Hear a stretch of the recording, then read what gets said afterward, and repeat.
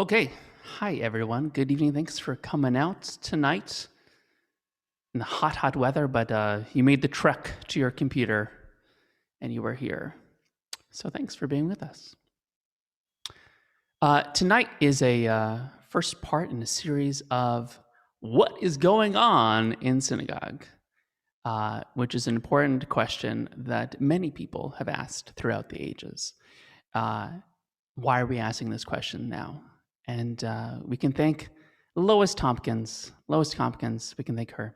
We were at a religious life meeting a few weeks ago, actually back in June, May, and we said, how are people gonna figure out services? We're back. We're back. We have Kiddush. Really, we had services for almost a whole year, but people weren't coming back. And then we had food, and suddenly they came back in droves. But still, we're not all back, or we're not there for the first time.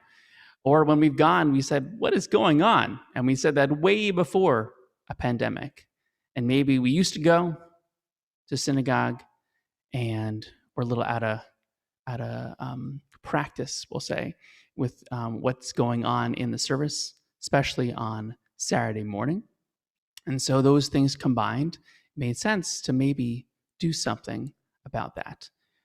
And so we're going to try to accomplish everyone knowing what's going on in the service all the time and feel super comfortable in the service through two sessions, this week, Wednesday, and next Wednesday at 8 o'clock as well.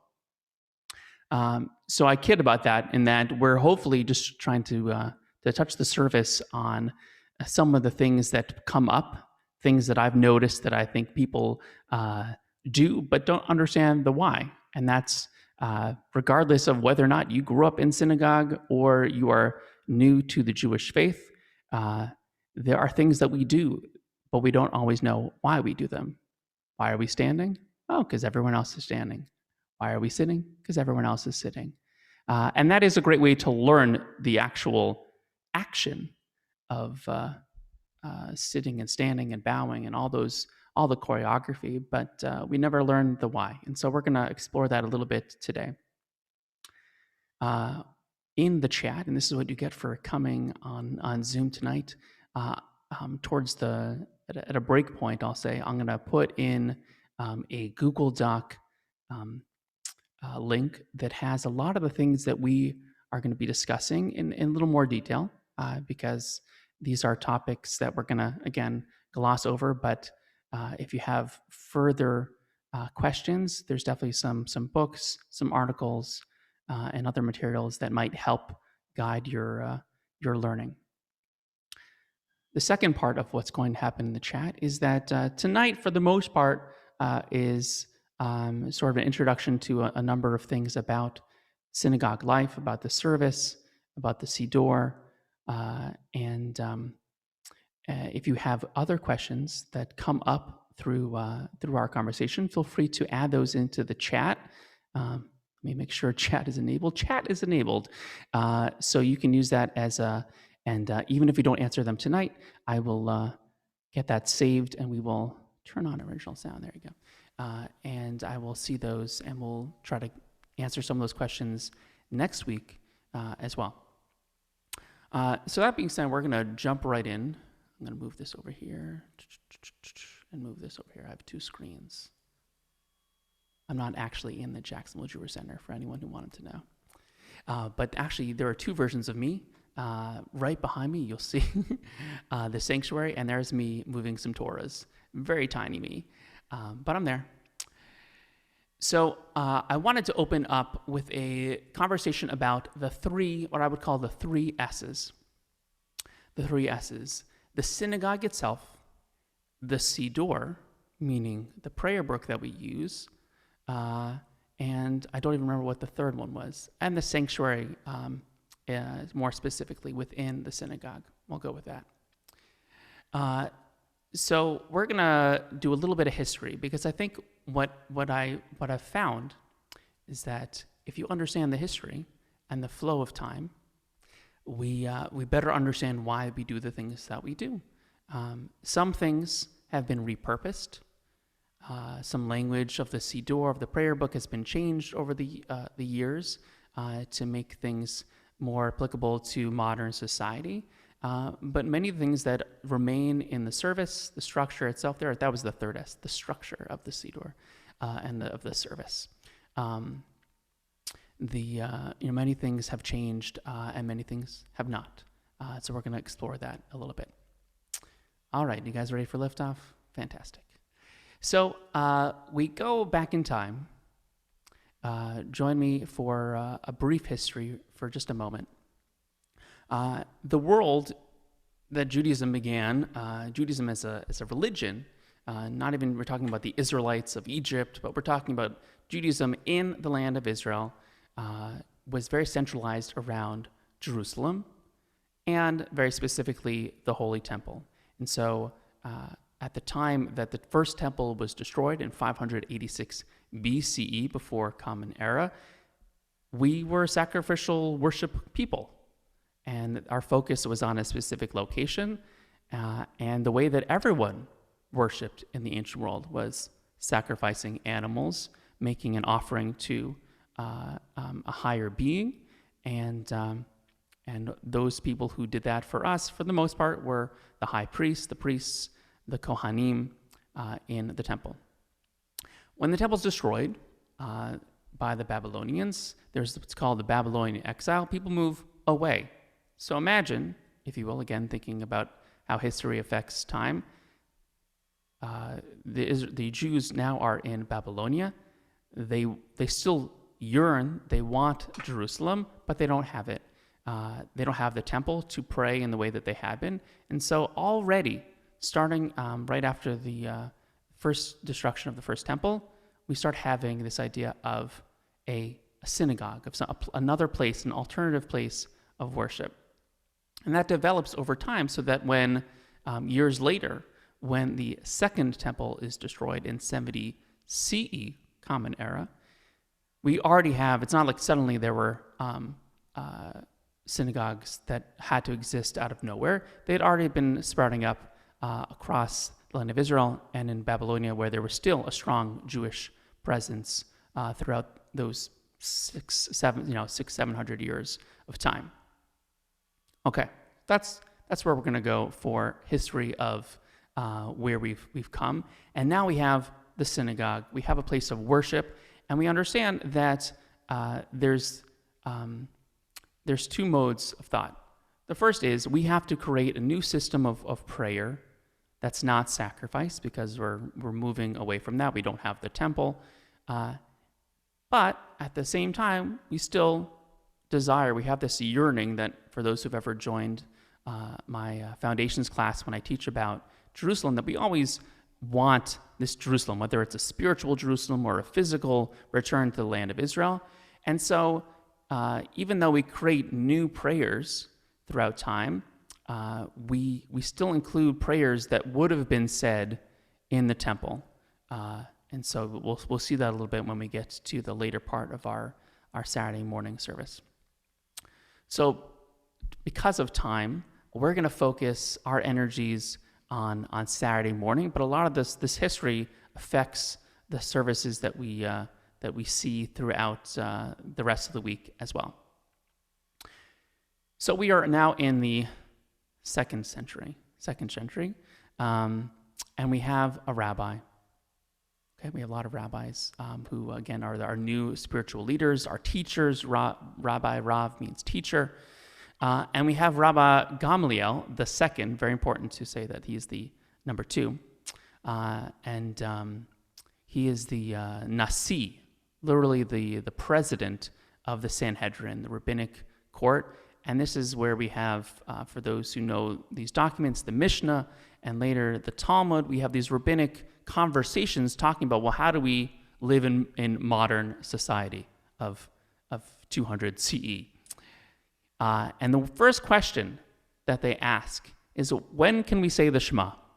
In the tractate Brachot, which means blessings, they say, when can we say the Shema? So we already know that the Shema, the prayer from the Bible itself, was one of our first pieces of liturgy that we use. And then Rabbi Gamliel talks about 18 blessings, which then make up what we know of as the Amidah from the root la'amod, and that becomes the next major prayer of substance. And so we have a couple prayers that are mentioned in this time period that we still use today. But because of oral tradition, things were not written down in the way that they are. We didn't have Johann Gutenberg as our printing press guy. And so prayer books were rare, and we didn't know exactly what was mandatory, what was the order of the service. And so we go centuries where we have this oral tradition of, we know we have certain prayers, but we don't know the order in which they take place. Or if they're prioritized based upon you must do this, versus this was a nice poem that a rabbi wrote, and that's it. And so we move into an era of creating the basis of the siddur that we use today. All right, so that gets us through another few hundred years. And then we have, now the great thing, normally I have these little slides that I would show you. Let's see if I can get, oh, no, that's not it. But I have no pictures of the rabbis we're talking about because they lived 1,000 years ago. But I'm sure they were delightfully, they looked like rabbis of the 8th, 9th, and 10th centuries. But the next two guys I want you to hear, and again, all this is going to be on our in our little Google Doc sheet.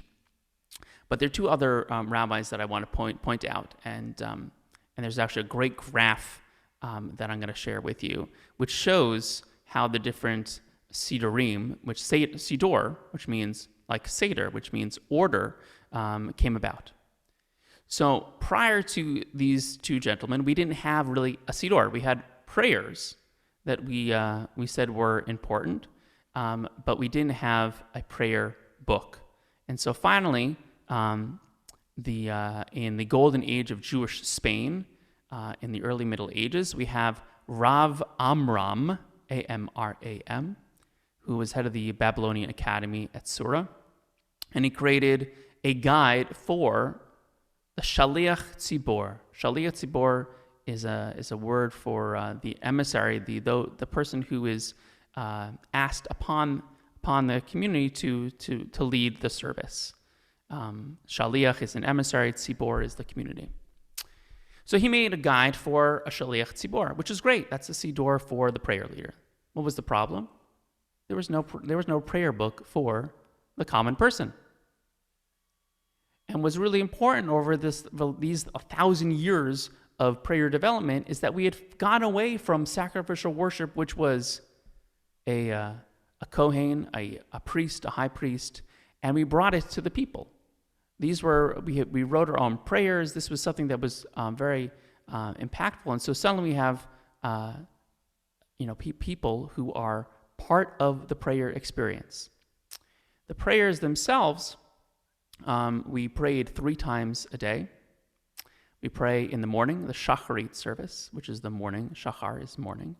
We have the mincha, minucha, which means rest, mincha service, which was the afternoon service.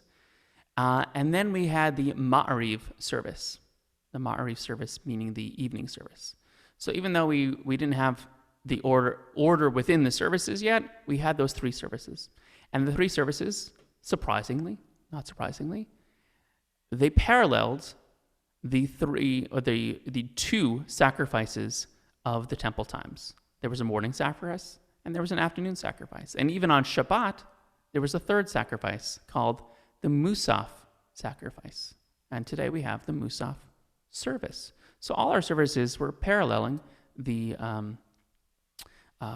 sacrificial worship. And then we got to Ma'ariv, the evening service. By the way, I'm doing a total tangent right now. I apologize. But Ma'ariv is the evening service. They didn't have an evening sacrifice. It wasn't something that people came out to. People were very superstitious about the evening anyways. But the rabbis decided that because there was sort of leftover sacrifice from the afternoon service, that would constitute a 3rd service. So we have these 3 services. We have Rav Amram's guide for the Shaliach Tzibor, and now we have the Saadia Gaon, who made one at the same time for worshipers. Finally, for the people, so we would know what was going on. All right, so we're still missing something. So what were we missing? Well, these two gentlemen were very bright, and they had a great structure of the service, but they were both of Sephardic origin. They came from Spain and lands of Spanish origin. And so for those who might be at our synagogue at the Jacksonville Jewish Center, we follow an Ashkenazic tradition coming from Ashkenaz or central Germany. And so we don't get that for a little bit until we get another guy who was a disciple of the Rabbi Rashi, and he wrote a Machzor Vitri in France, which was part of Ashkenaz. So we have, that's the development of the siddur, and then today we can see those offshoots, and again, I'm going to send you a graph while I'm thinking of it. I'm just going to send you right now. The historical map of Jewish liturgies for anyone who wants to take a quick look while I'm talking about that. Chat. Okay, and I will look at John Hill's question in a second. All right, so so that covers the siddur, and for today, now thanks to those three guys, from the Machzor Vitri to Sadia Gaon to the Rav Amram, we have basically followed the same structure of the service since that time. The morning, afternoon, and evening services, and then even within those, the order of, because again, oral history, we know the game of telephone, it doesn't work so well. And so we needed some order to our service. So that's our first S, is the siddur. The second thing I wanted to highlight is architecture. There's my architecture.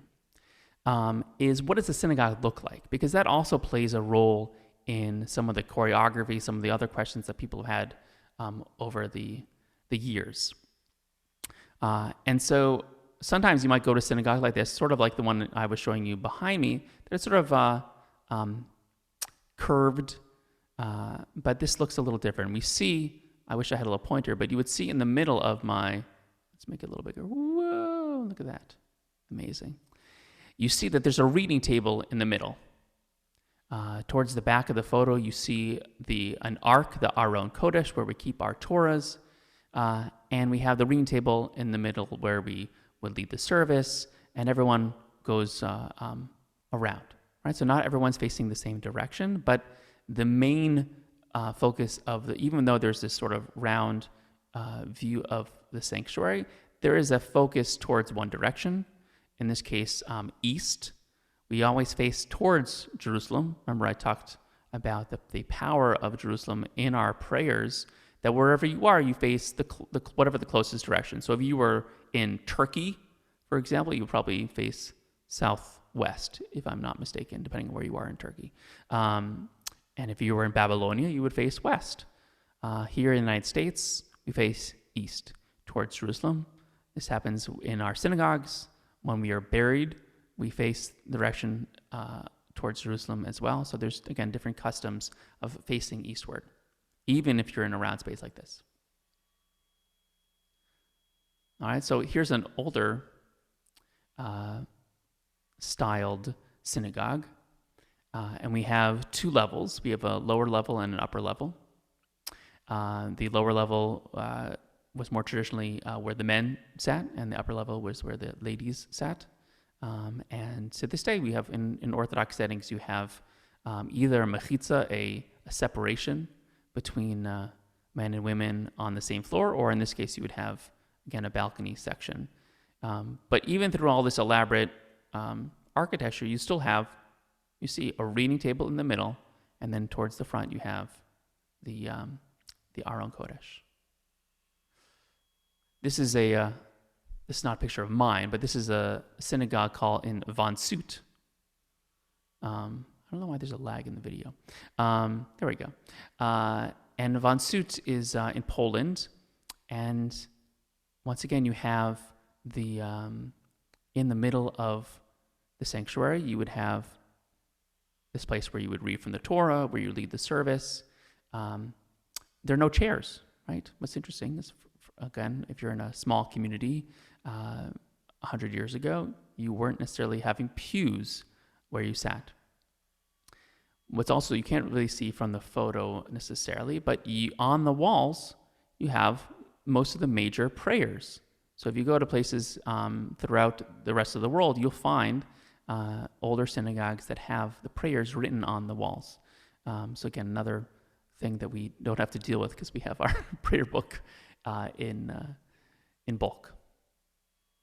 This is Central Synagogue. For those who have ever live streamed Central Synagogue, you see the front, but you don't see the back. So this is, again, very rigid pews. And what happened was the first people that moved to this country were not rabbis. They were regular people. And there was basically 2 generations passed before rabbinic leaders from Europe came to this country. So the first founders of synagogues in this country were looking to other houses of worship as their guide for what they should make their synagogue look like. So suddenly the reading table was no longer in the middle of the room. Suddenly you still had the ark in the back, but you have the reading table all the way up front, and often you have lecterns towards the front. What does it look like? Church. It looks like church. It's very intended, again, people trying to acculturate into American society. So a lot of synagogues for many years had this view of long pews, not individual chairs, still facing east, but suddenly the reading table was towards the front. You had lecterns where the rabbi, the cantor, the chazan would sit. And so in terms of familiarity with the service, I think that's an important thing to recognize when you walk in. So depending on what your background is, walking into our synagogue for the first time, you might. This is a Frank Lloyd Wright synagogue in Pennsylvania. A friend of mine was the cantor there for a number of years. You still have, again, that even though it's from Frank Lloyd Wright, it looks very different. You have the same, that you basically have pews, and then in front you have a bima, a raised bima, and then the reading table and the lecterns up front. So, and then you come back to look at our synagogue behind me. Hello.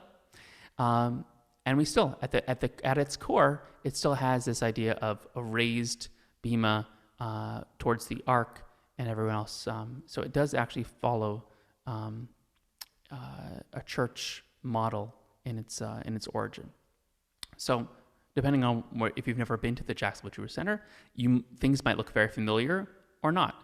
Obviously, having a very ornate ark where we keep the Torahs, right, would be the distinction. So we covered sanctuary, we've covered siddur, and now I kind of want to go into really the reason.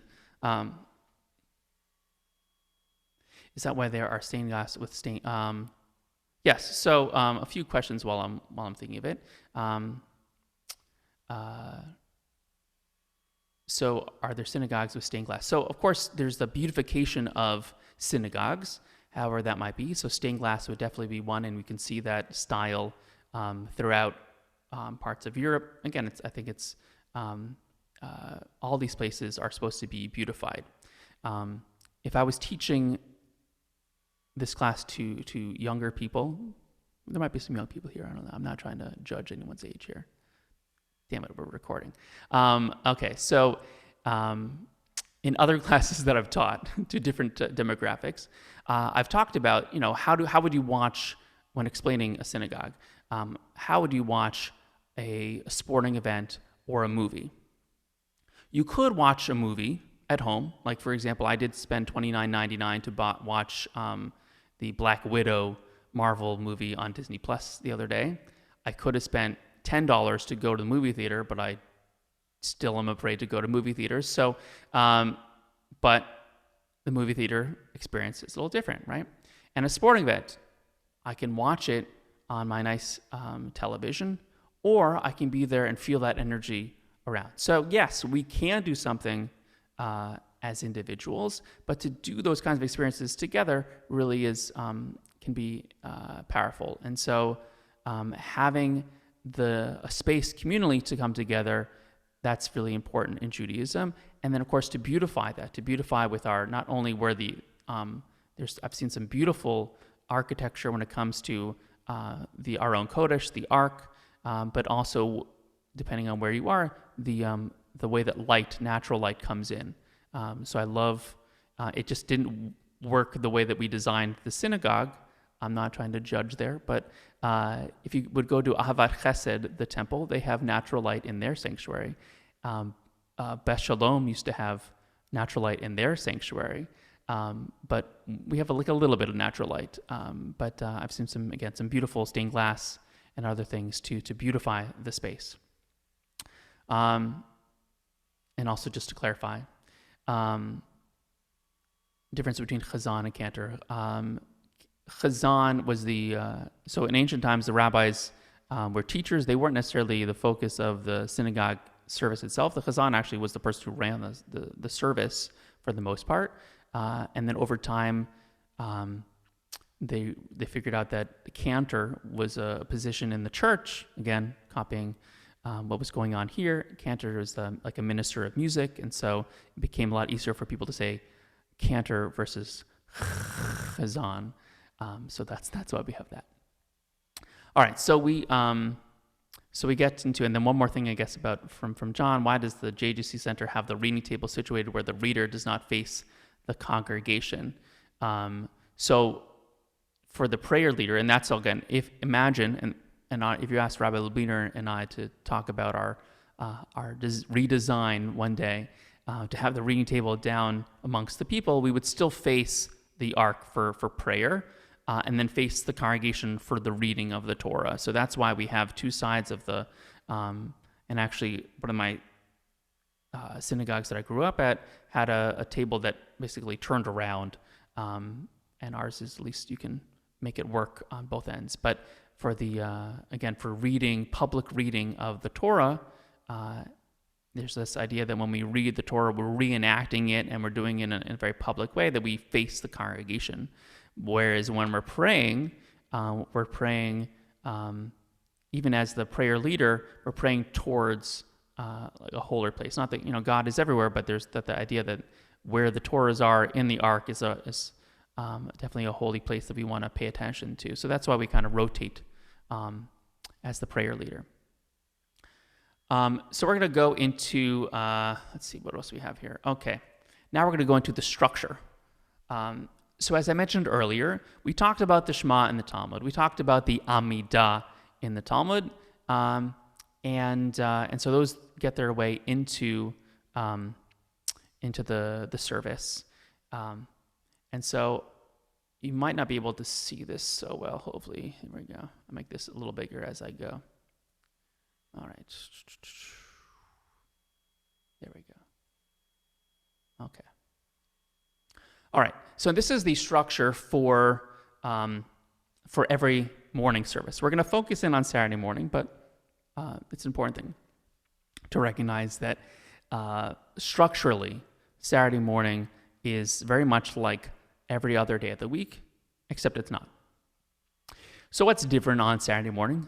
Right? Why is this day different than all other days? There's a few things that we do more of, and there's things that we do less of. What do we do less of? Well, we're not in the act of petitioning. We're not asking God for the things that we ask throughout the week, because we're in Shabbat. We're in the moment. We already have this moment of gratitude that we have a time when, imagine again from a history, there are slaves in Egypt. There are people in this world who don't have a time that they can set aside and a place that they can be to pray freely. And so we're already in the moment of Shabbat, so we don't have those kind of petitions, those requests that we make throughout the week. So that's one thing that we say goodbye to. One thing we add in, again, where else we got to go? It's Shabbat. Let's celebrate together. So we make everything's a little grander on Shabbat. Even within the structure that we're going to go through behind me, you're going to see more of the thing. So every service has a little more oomph to it. So our opening section is Brachot HaShachar. We recite every day. Thank God for waking me up. It's pretty easy to understand why we make that blessing. And then we have, you'll see on the left side here, it says hymns and psalms to prepare us for prayer. It's called Pisuke de Zimra. Verses of pruning, or Zimra, Zemer, verses of song. And this is a combination of the Psalms. We have 150 of them. You can always join me every third week. Josh, the sheet I teach about, we're on Psalm number 10 in a couple weeks. So we're moving our way through the Psalms. So we have the Psalms that and specific Psalms that get us woken up. And then we have verses of song as well to wake us up. It makes sense that even 2,000 years ago, when this first structure was created, that we needed a warm-up. We needed to wake up to whatever was going on in the world. And so sometimes, we think we can just jump right into something, but we need that warm-up, that stretch. Can you run a mile without stretching? Yeah, you'll probably pull something, right? You'll probably injure yourself. You might make it through, okay. But the idea that we set aside time to spiritually stretch is an important thing. And so that's important to recognize. So we wake, and every day we need that. And on Shabbat is no different. So we are finally woken up. We are ready to pray. And the first thing we do is the Brachot. The Brachot we actually have in some form in multiple places. Brachot is called the call to worship. And this is one of our, really probably the first reason that I ever thought of doing these kinds of classes, is that the Brachot is we call a call and response. So as the prayer leader, I say, I bow. By the way, that's another thing. The word Brachot comes from the word Baruch, meaning blessing or bountiful. It also has the same shorish, the same root as Berech, meaning knee. So that's also a place where we might bow. Not every Baruch is a bow, but this one is. And I say, as a prayer leader, hello everyone, I'm going to bless, I'm going to help lead us. And then everyone, what do they say? They have to respond, right? There's a call and response. I could be anyone and say, hey guys, I'm going to lead you. That's not how democracy works, right? We have to vote you in. And so the congregation says, so the leader says, Baruch et Adonai Havorach, right? The congregation says, Baruch Adonai Havorach leolam va'ed. And as the prayer leader, it's my job to recognize that the people just recognized me. It's like the call and response that never ends. Call and response that never ends. Yes, so okay. Sorry for that, but it's true that there has to be a double. Like when you cross the street, you look one way, you look the other way, and then you look the other way again. It's the same logic here with the Brachot, that the prayer leader bows, and then we arise on God's name. Baruch et Adonai, we're back up, right? Baruch et Adonai Hamavorach. The congregation, Baruch Adonai Hamavorach leolam va'ed. And then I respond, Baruch Adonai Hamavorach leolam va'ed. So this is also the first place where we're standing. We're standing in this portion of the service because it's really hard to bow if you're sitting. Okay, so standing is a sign of importance, and standing is also a practical thing. This might be a prayer in which we are bowing, right? Not everyone that we stand we bow for, but everyone we bow for we have to be standing for. Okay, the Brachot. Now, when we get later to the Torah service, the same logic applies.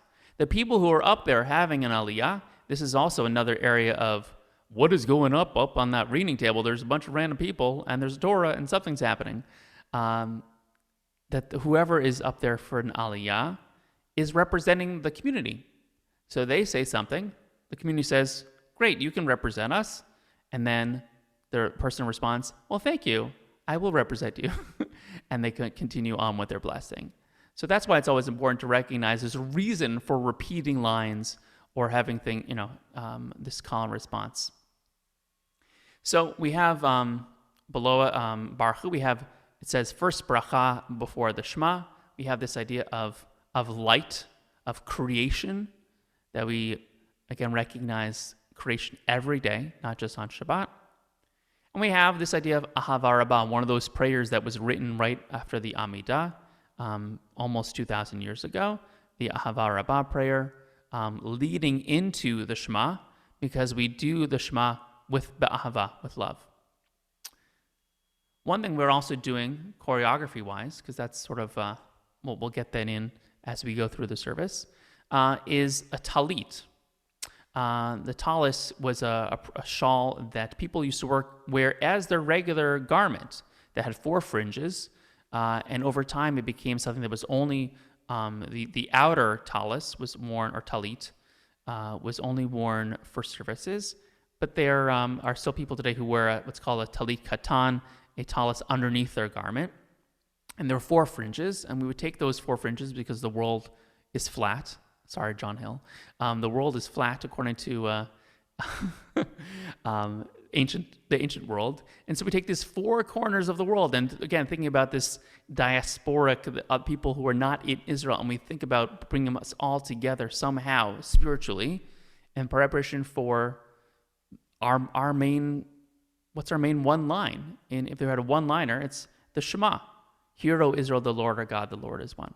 And so we do that. We combine our tzitzit, we're ready to concentrate, and we close our eyes for the Shema. Why do we close our eyes? Well, it's one of those, if you ever watched the, what was this, that movie? One of those, another Marvel movie, there was a blind superhero that all his other senses were heightened. The idea that if we're closing our eyes, we can really start to listen, as it says in the Shema. The Shema, and then we have verses from the Torah. So here's also where we get a little, depends on where you go to synagogue. What is going on in synagogue? My hope is that these things that we're going over will make you more comfortable in the Jacksonville Jewish Center or wherever you go to synagogue. So depending on where you are, you might stand or you might sit for the Shema. If you are sitting, you most likely are in a, yes, it could be northwest, south, east, and west. Yes, north, south, east, and west. But I also say it's thinking locally, statewide. No, there was something for voting. I think there was the 4 different types of voting you can do. We can be creative with our 4 corners. So we have the tzitzit, and we are reciting Torah. And it's sort of like we're studying Torah.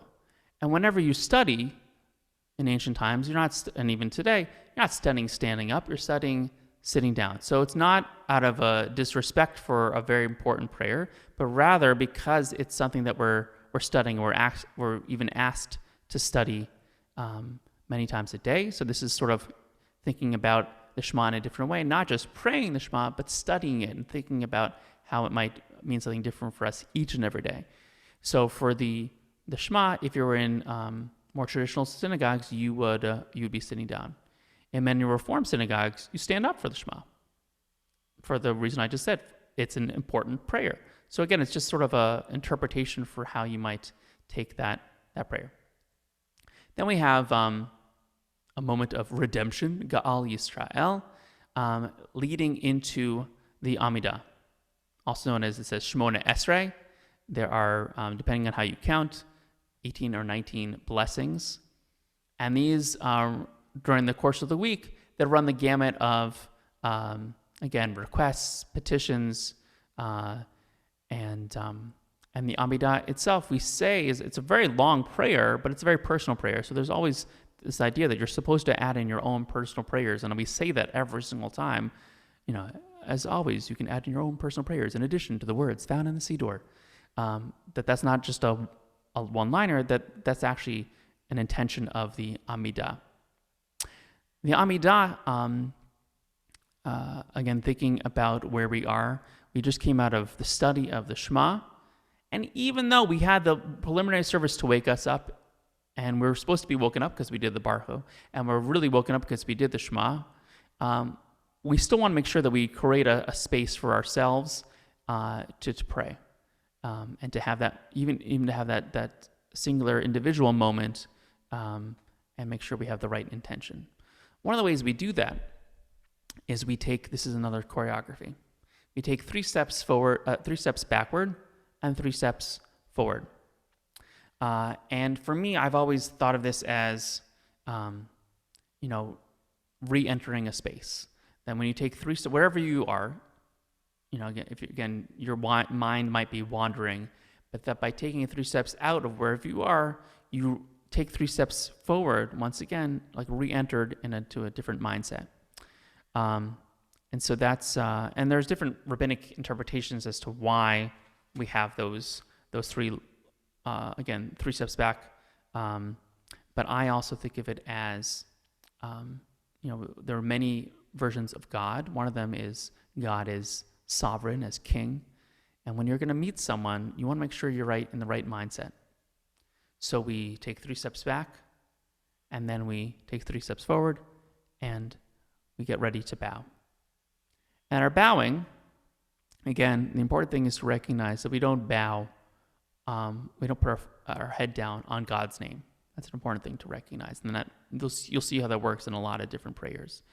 So we have Baruch Atah Adonai, right? Maybe bending on Baruch, down on Atah, you, Adonai, Eloheinu v'Elohei Avoteinu. Because, right, if you're going to make a formal request of God, you're going to say, hello, God. You're not going to say, hello, God. You say, hello, God, right? You're going to look God in the eye, even though God is not necessarily physically there. So it's an important thing to recognize that our choreography says something about the relationship to who we're speaking of, or to. So we're talking to God. And the first thing we do in the Amidah, we have sort of a rap sheet. I always think of the Nathan's hot dog eating contest when I do the Amidah. Not every time, but many times. I don't know who's ever thought of the Nathan's hot dog. Now you're welcome for that. So when they do the Nathan's hot dog eating contest on July 4th every year, they always introduce the people and say he's Joey Chestnut is the 14-time nacho eating champion, 3 times. I mean, Joey Chestnut knows who he is.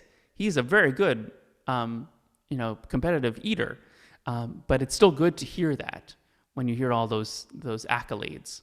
And so the same thing, just like when you're talking to a parent, right? You kind of have to, but when you weren't asked for something, when you ask your parent for something, right? You say something nice about them. Oh, Mom, I love your earrings. Can I have $20? Thank you. Right? That's in microform, that's our Amidah. That we say, God, you're the God of Abraham, the God of Isaac, the God of Jacob.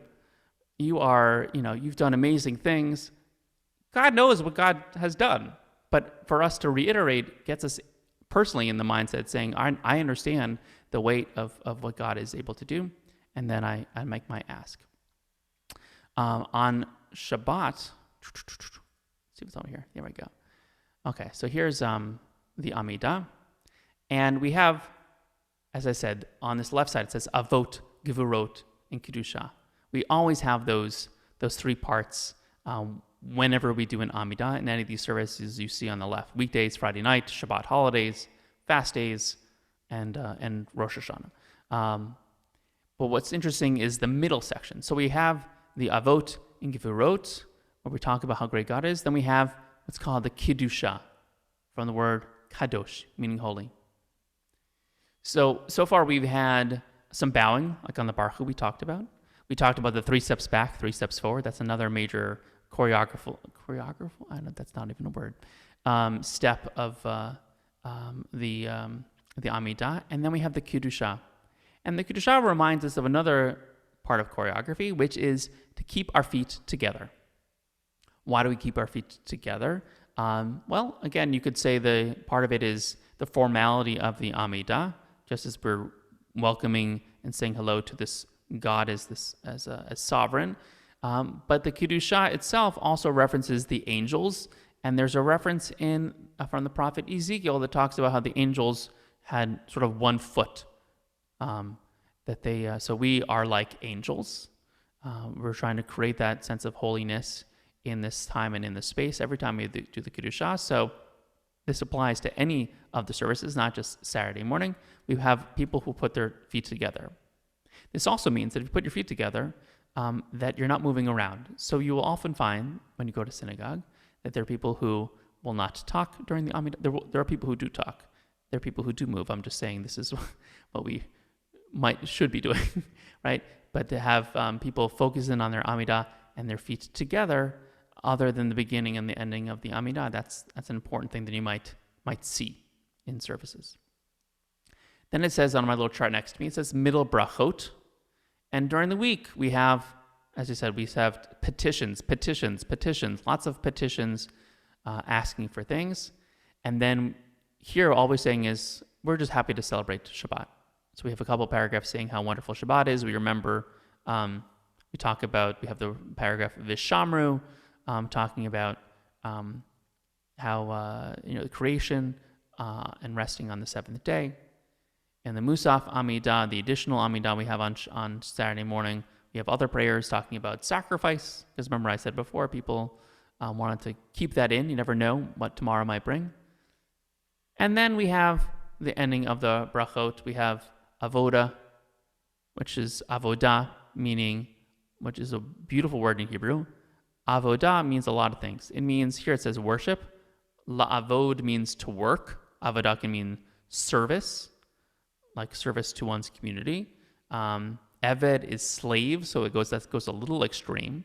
We're not going to go that extreme. But it is interesting that it says, worship is work. It's interesting to think about it that way, that it's not something that automatically comes naturally to everyone.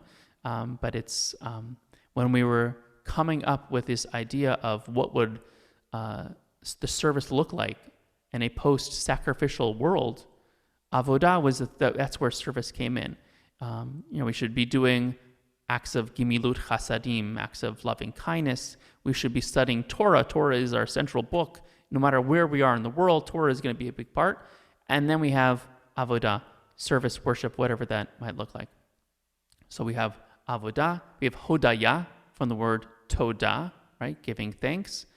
And then almost every time we hear this, you're going to hear a lot of things a lot,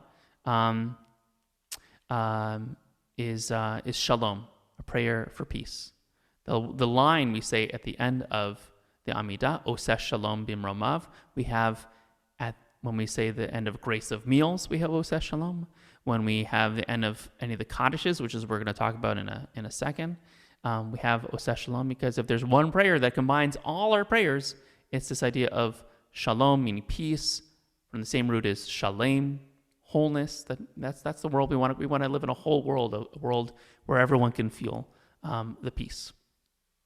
When we're done with the Amidah, let's see if it goes back for a second. Oh, no, it's not there. When we're done with the Amidah, we sort of do the opposite of how we came in. Remember, we came in 3 steps back, 3 steps forward. We do the same thing again, 3 steps back. And then what's a little different is that we face different directions. It's hard to face all 4 directions, but we face to the left, to the right, and then towards the center, and then we re-enter the space that we have come out from. So that's at the end of the Amidah, where we're ready to re-enter the communal experience and continue with the worship service. Let's see what we got. Swaying back and forth during prayer. So swaying, I could do a whole thing on shuckling, the art of shuckling. There was a rabbi who, and this comes from one of our links that I'm going to send you, that there was a rabbi who used to start a service in one part of his residence, and then his students would come back, and he was somehow on the other side, that he was doing so much movement that he made it to the other side of the room. But swaying is also sort of like, in my mind, the Shema, covering our eyes. It's a way to concentrate. So you'll see me doing what's amazing is I never realized how much I shuckle until we started doing live stream. And then I see myself, and I'm like, what? That's okay, wonderful. I feel like I'm back in public speaking class where we used to watch our videos, and I have to do that a lot now. So we have swaying, and we do have other bowing, but sort of the things we talked about so far from the Brachot and from the Amidah are like the main bowings and movements that we'll find.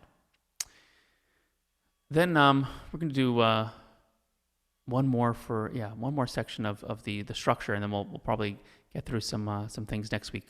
And again, if you have questions or things we don't cover tonight, we'll try to do that next week. So in the ancient world,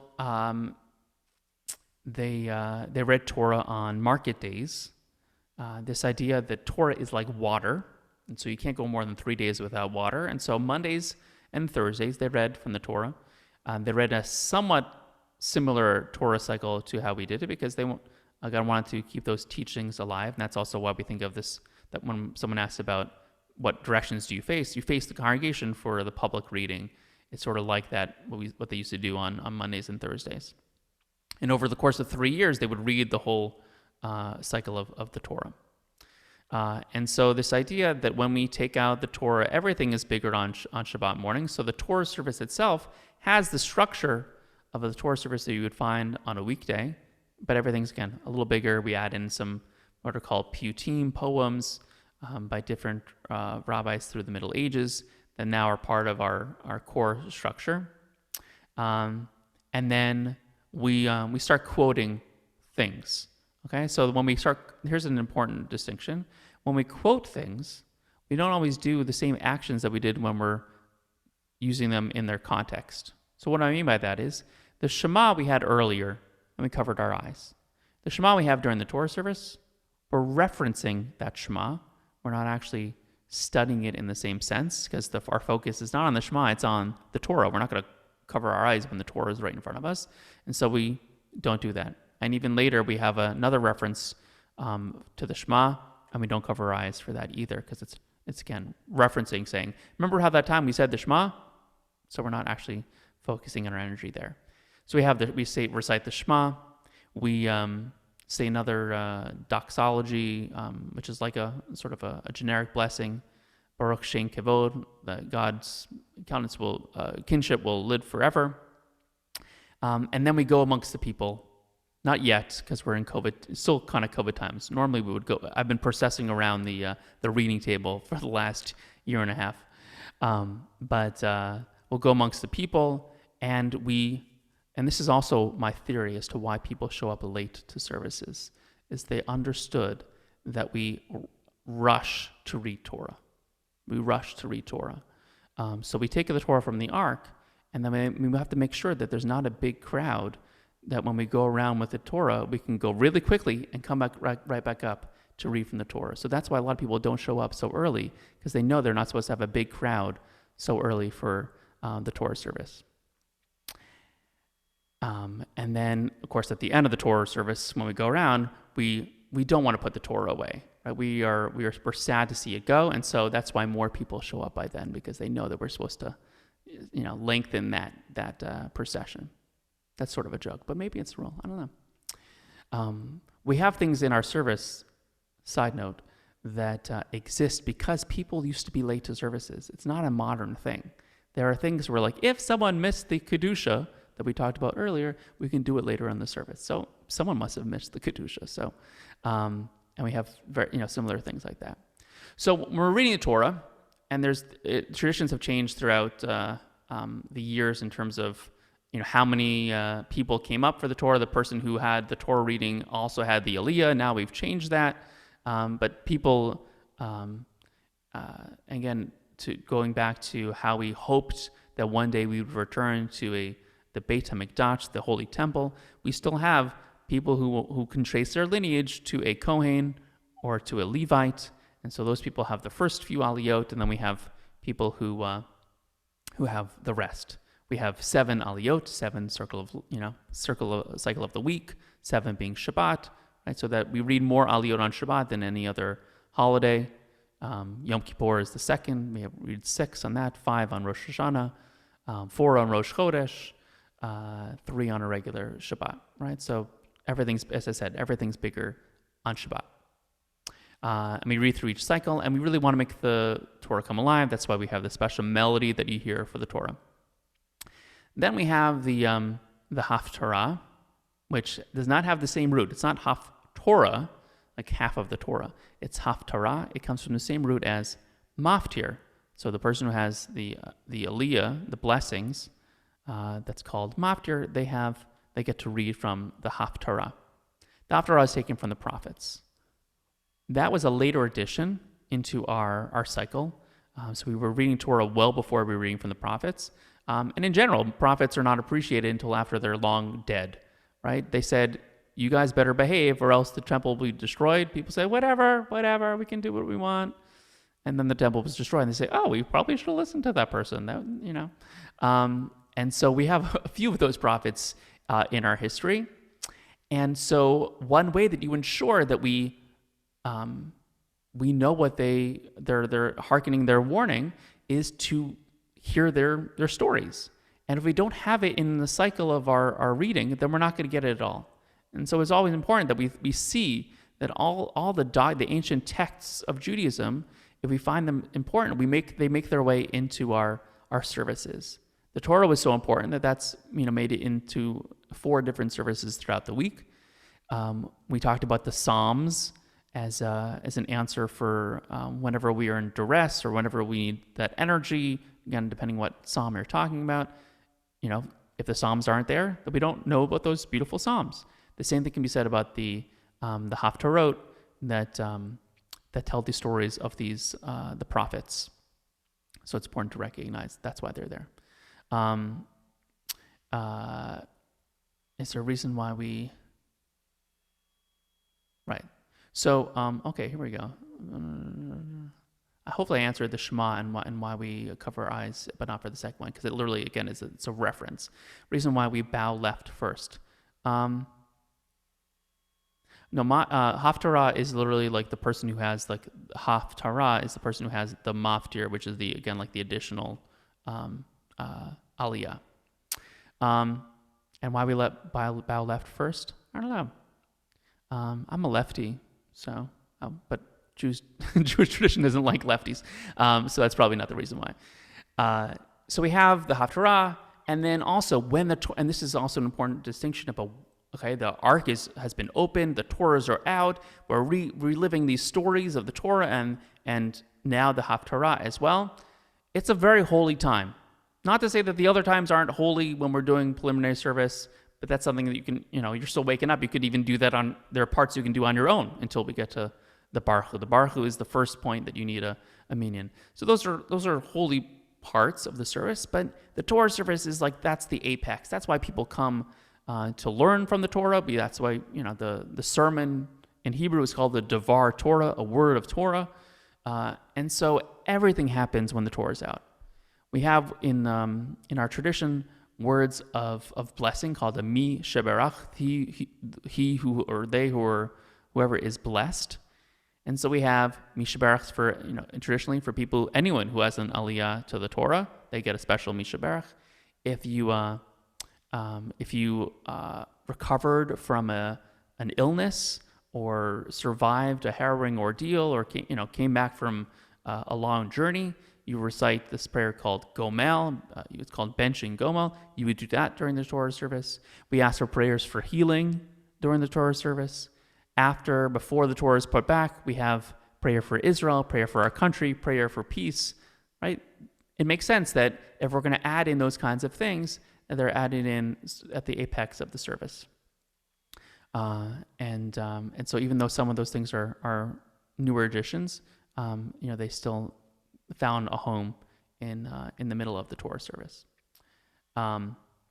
So we have we turn and put the Torah back, and then we have our Musaf service.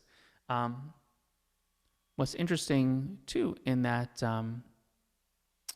One thing I'll say about the thing that connects. So even though when we looked at this siddur structure, this looks like one giant long service. But in my mind, they're three. We have the preliminary service. We have the shacharit service, the morning service, which is the Shema and the Amidah. And then we have the Torah service, that's number 3. Actually, we have 4, I guess. The Torah service, which is unique because not every day do we read Torah. And then we have the 4th being the Musaf, the additional service on Shabbat.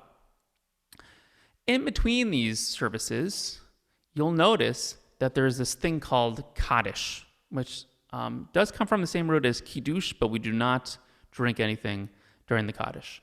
The Kaddishes are a prayer written in Aramaic. Aramaic was the spoken language of the Jewish people 1,000 years ago. And so these are used as breaks between the different sections of the service. So before we have the Baruch, now we're finally ready to pray as a community, we have what's called the Chatzi Kaddish, a half Kaddish. When we are ready to daven the Torah service, it says here on a weekday we do a Chatzi Kaddish. Right before the Musaf service, we have another Kaddish. Right after the Musaf service, before the concluding prayers, we have a Kaddish. So we have a lot of different Kaddishes, again, written in Aramaic, and they speak about God's providential power.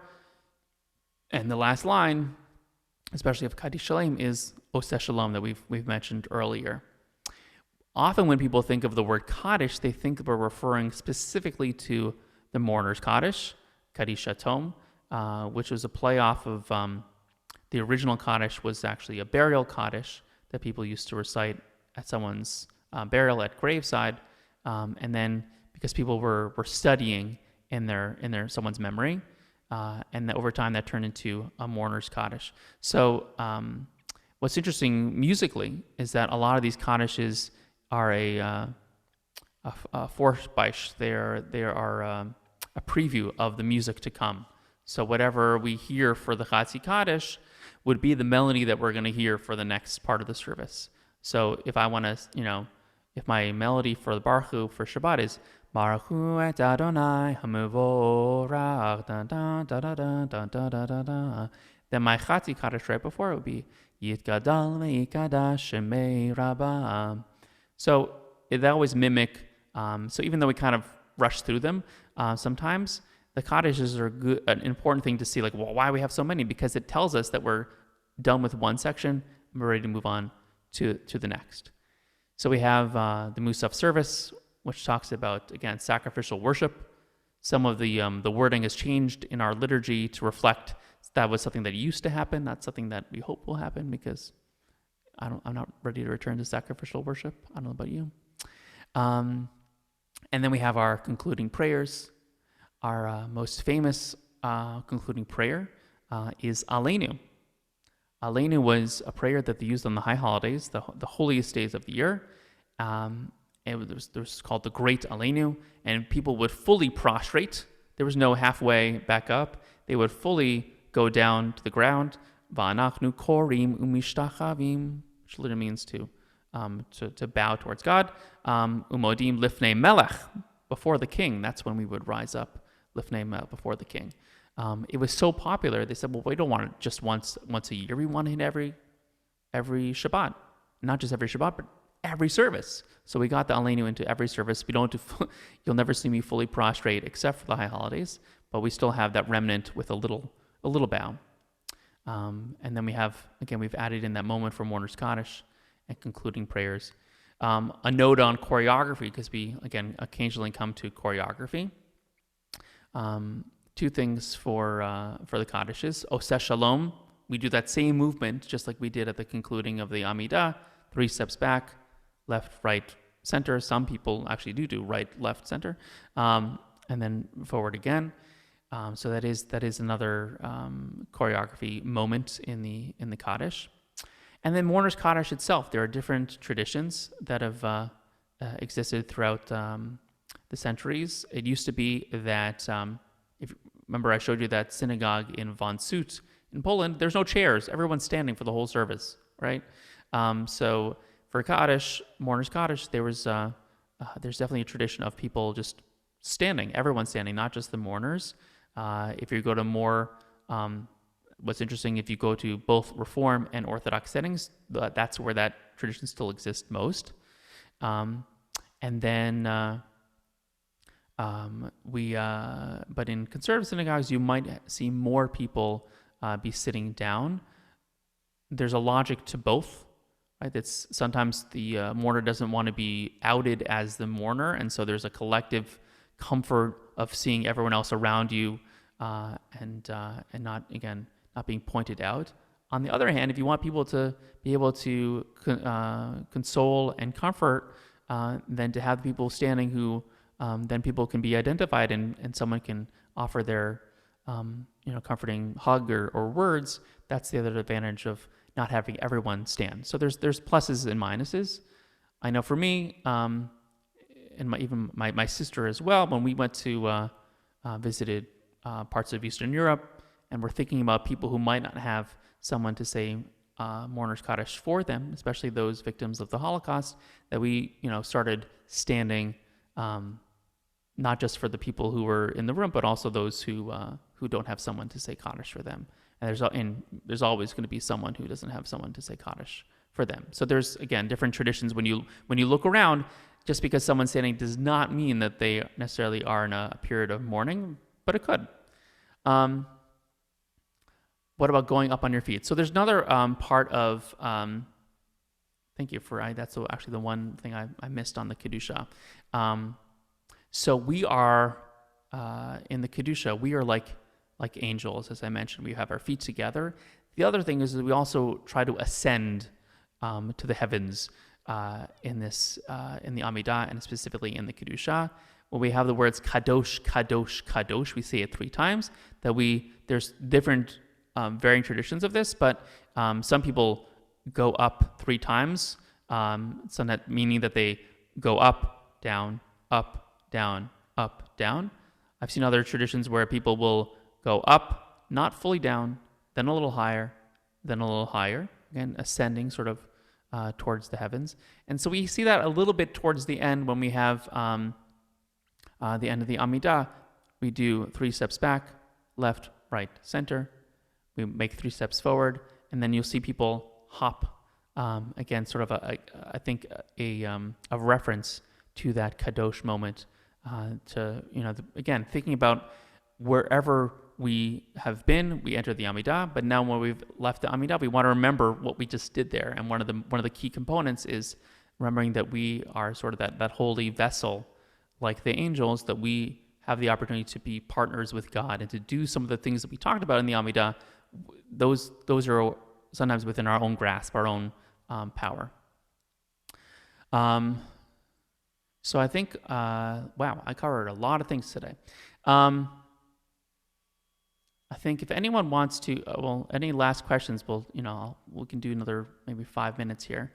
But I think next week we're going to really just do a little bit of a hodgepodge. So we covered, just to summarize while we're finishing up, we covered the 3 S's, right? The idea of the synagogue and the geography of where we are. That's where we face, and some of the choreography of the reading table, of why people are standing in the places that they're standing and the directions that they're standing. We talked about the siddur, right? The origin of the siddur and its development, and certain prayers that are much older than others, and those are forming the basic structure. And then we get to the 3rd S, structure of the siddur. And the wake up, ready to worship. Now we're hopefully I said it a couple times, that there are certain prayers that we need a prayer quorum for. The Brachot, right? If we're looking for a call and response, you need to have a response. You need to have a core group of people. So that's the first part in the service where we need 10, and all the Kaddishes. If you're going to be ready to transition to another service, you want to make sure that you have a group of people. So that's also why the Kaddishes need their prayer quorum. Yes. So here's what I'm going to do. Thank you. Dun, dun, dun. So share, copy. All right. And then I'll answer one more thing, and then I'll tell you what's in this shared document. So someone asked, why do we bow for modim? So in my little, here we go. That's why this thing's up here. All right. So when we get to the final brachot, the final blessings, the last blessing, and maybe we'll even talk about blessings and brachot next week if that's something that people are interested in doing. Because next week really is whatever people want to learn about. We covered most of it today. Brachot, there are different types of brachot, short and long. Not all long brachot are short, and not all short brachot are long. I can explain that at another time. But the bracha that we say at the way end of the Amidah, Baruch atah Adonai, havto shimcha ulecha na'eh lehodot from Todah. That bracha starts much earlier, a page or two earlier in our siddur, with the words modim anachnu lach. Modim comes from Todah, same root. Okay, so we're using the same root at the beginning and end of that bracha. And so we bow towards God, again, giving thanks. Thank you, God. Sha'atahu, that you. And then when we say you, we make sure we make eye contact. So that modim is a reference to the bracha for lehodot, which we also bow at the end of the Amidah. And let me do this thing. All right, so this is the Google Doc that you can look at. And so for this, what I've done is, these are a wonderful reference. All these things exist at your fingertips, all the answers to your questions. One great resource that I always want to hype up is myjewishlearning.com. Thank you.